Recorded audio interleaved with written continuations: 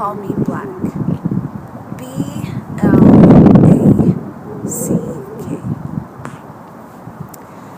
It took me a moment to snap back into reality. Uttering those fatal words into my soul will cause a fatality. I take it to heart because it hurts. The fact that you can see me in this way is so surreal because obviously you must live another dimension where when you see a lovely shade of brown, you see black. Black is not a color. It's a shade. You used to describe the person in the back of your classroom cracking racial slurs and laughing because they don't know anything about you. Black is the shade of a trash bag that your ignorant words, blank emotions, and pathetic notions goes in, trying to disguise the hatred taught to you about wisdom lacking elders and straight garbage. Black is the shade of my soul when I see your kid pointing and asking, "Mommy, what is that?" as you kneel down to teach them not everyone has been blessed with the straight misconception of hair. When I see people like me not striving for their goals because this system is impossible to defeat. When I see Hispanics crying saying this river is too deep and the top of this racial border is too high to reach.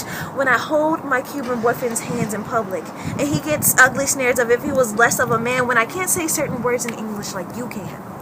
And the people who think they know me try to explain to the teacher that she's Indian. Black is the shade of the widow's veil.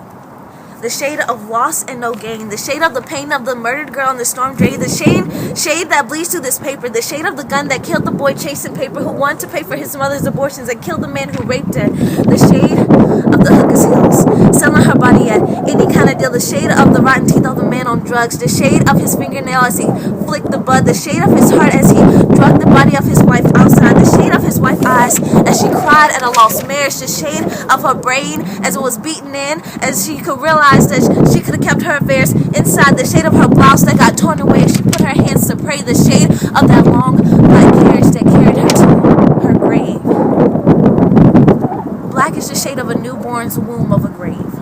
Black is the shade of age that the untested man willingly gave. Black is the shade of perished sinners sent away unsaved, bathed in the color red, saved by Lucifer's wings with the job of collecting the dead. Black is the shade of the room where the crowd lives. Black is the shade of the hater's eyes, longing for you to screw up a line. Black is the shade of each stroke you play, embarrassing me. Black is the shade of the poison dripping through the innocent man's veins.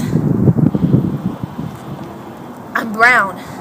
The beautiful color of a Nubian queen, the color of a poetic queen that has seen too many dirty things to be considered a teen. I'm the color of that beautiful oak tree that held the bodies of my brothers and sisters as their heads hung sideways, bodies dangling side to side as their families cry at the scene. I'm the color of the wood that you sleep under, the color of the cardboard that the homeless man dreams in, the color of the voice that said, "I won't surrender," the color of the wood Jesus was nailed to and carried all sin in, the color of the church head of the elderly lady singing the church hymn, "I surrender all," the color of the head of the little girl who claimed to fall after the racist bully pushed her, the color of many shades that never fade because we own the reds of the sunset, the color of multiracial families from their native roots creating poetic remedies, the dark color of the curve of her hips and the dip of her thighs, the tan color of his hands colliding with his wife and kissing her melanin lips, the hopeful color of freedom that grips the jail bars, the blessed color of my hands caressing my guitar cord and bar, the resentful color of